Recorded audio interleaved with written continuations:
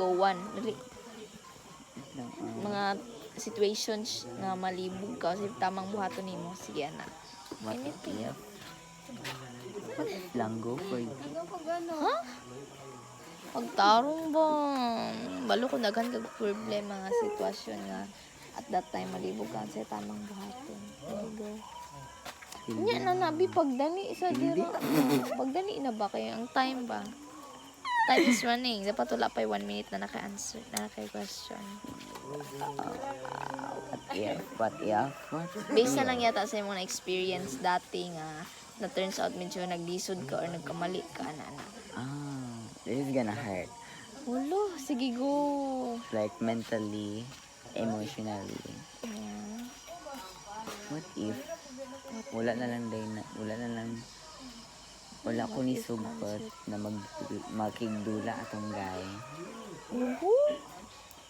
The one who abused y'all. Oh my God! Why And that shit? I could have just Dili man na ano, Dili mo sugot si Zay. daddy kay stranger. Advice? Sige.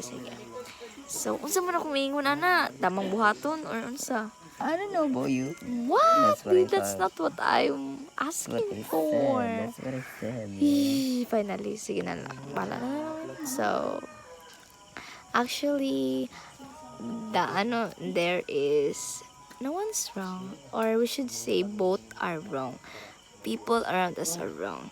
First of all, dili yun siya sala sa bata because at the same time sala sa bata because we are around at that age now where we can learn things na dili say bawal sa dili but not all.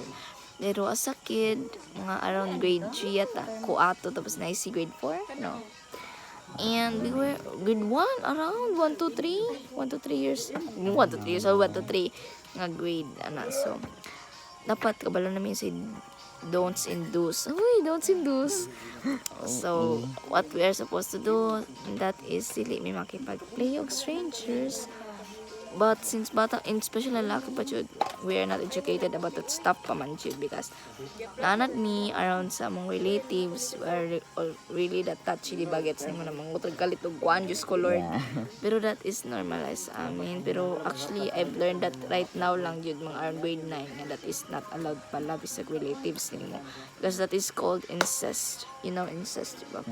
Incest is like a molestation na yapan siya type pero molestation or sexualizing pala nga imong related lang. Yeah.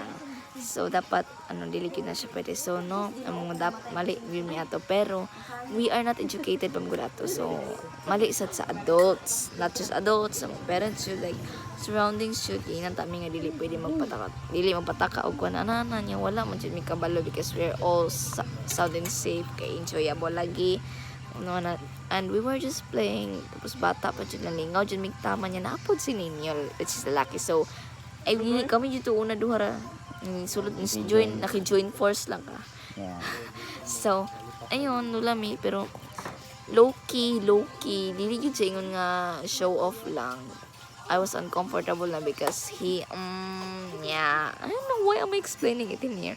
So yeah, and at the same time wrong of course alam mo na yung biggest wrong ng lalaki yung ginawa niya overall tapos mali sad mi kay nagpagdula mix changes then he's showing na some molestation but we're still playing with him and we didn't know anything about it so why didn't we stop wala may kabalo we're not educated about it so and mali sad sa adults kay wala may tudlo at a very young age so I'm gonna teach my child about that very much bisag bago pa siya nag-vlog ka wala istoryahan na ako